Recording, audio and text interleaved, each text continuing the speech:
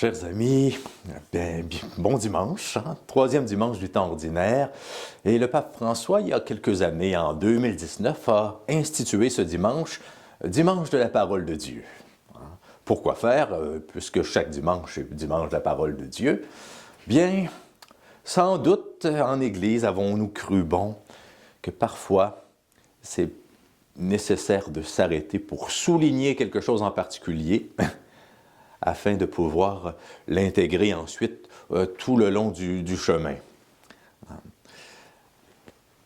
Dans la lettre qu'il a écrite pour instituer ce dimanche sur la parole de Dieu, le pape François reprend cet épisode où Jésus ressuscité est avec les siens au Cénacle, quelques instants, quelques temps avant de remonter, quelques temps avant l'ascension. Et puis bien, il est dit que, après avoir mangé avec eux, il a pris le temps de leur ouvrir l'intelligence aux Écritures, de leur ouvrir l'esprit à l'intelligence des Écritures.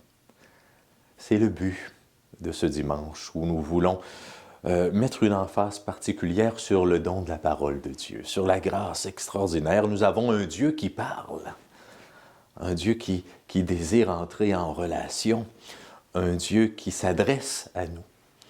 La parole que nous lisons à chacune de nos Eucharisties, ce n'est pas des vieux mots, ce n'est pas un texte mort, non, c'est le témoignage d'un vivant qui continue de nous accompagner et qui s'adresse à quelqu'un de vivant aussi. Nous avons sans cesse besoin de réaccueillir le don que le Christ fait de nous-mêmes, le don qu'il fait de lui-même plutôt, dans sa parole et dans tous les gestes de salut qu'il nous a donnés pour nous permettre d'entrer de plus en plus dans cette vie d'enfant de Dieu. Depuis le Concile, d'une manière plus particulière, on a voulu remettre en évidence le lien entre la parole de Dieu et les différents gestes de salut qu'on appelle des sacrements dans l'Église. Les deux s'éclairent mutuellement parce que les deux viennent de la même personne qui se donne. Et puis bien, le Christ n'est pas divisé dans le don qu'il fait de lui-même. Lorsqu'il nous parle et lorsqu'il donne son corps, c'est la même personne qui se penche vers nous et qui nous invite à entrer en communion avec lui. Donc la parole, plus on la comprend, plus on réalise concrètement la grandeur de l'alliance, de la communion que Dieu vient réaliser. La parole vient éclairer les différents sacrements et d'une manière spéciale l'Eucharistie. Et l'Eucharistie, plus on communie profondément au Christ et plus on veut vivre avec lui, aller avec lui vers nos frères et sœurs, plus la parole continue de nous éclairer pour voir comment, concrètement, au jour le jour, réaliser cette communion. Donc les deux sont inséparables, sacrement et parole de Dieu. On a toujours tort d'opposer les dons de Dieu qu'il a voulu nous donner pour nous intégrer, nous unifier profondément à lui. Ça aurait été super de pouvoir vivre plusieurs activités, d'avoir des célébrations, mettre en valeur, encenser la parole de Dieu, faire des processions. Cette année encore, nous serons dans l'impossibilité, dans la plupart de nos paroisses, de nous rassembler. Ça n'empêche pas que nous pouvons quand même profiter de ce dimanche pour réaccueillir personnellement, ou si nous sommes avec une petite famille autour de nous, en famille, le don de Dieu qui nous parle. Vous avez peut-être une Bible.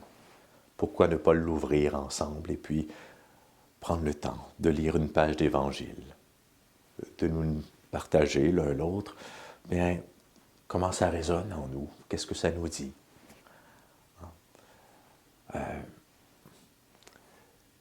Les moyens sont variés, multiples, pour rechoisir de dire oui au don de Dieu et à sa parole.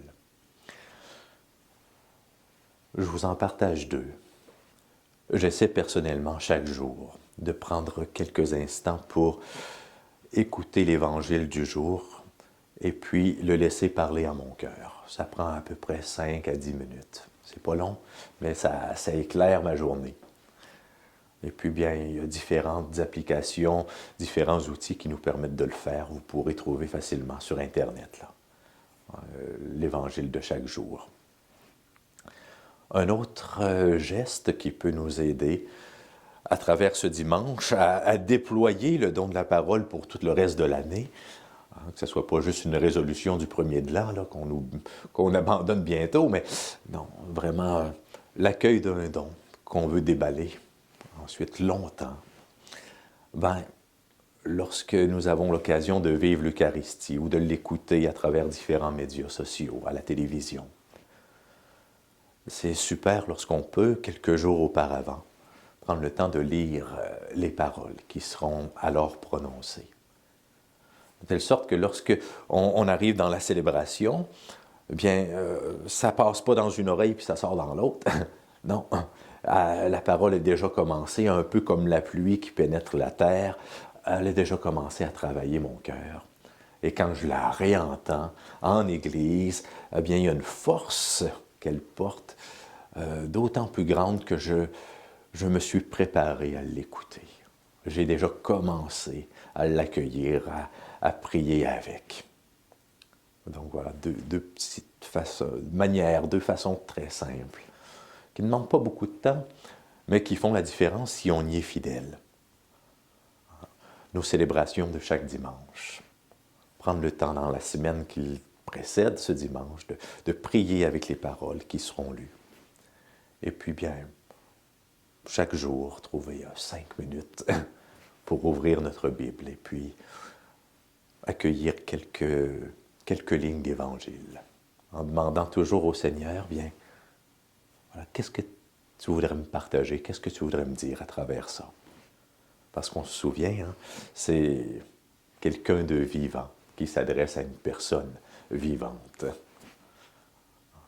Dieu désire, par sa parole, entrer en relation avec nous.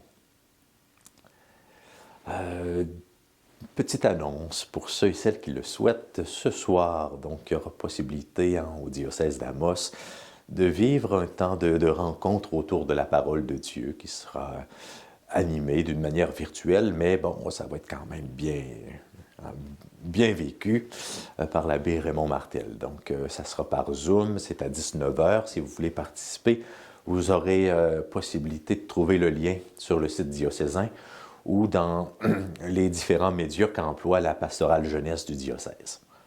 Donc, 19h ce soir, rendez-vous. Un temps pour prier ensemble autour de l'Évangile de ce dimanche.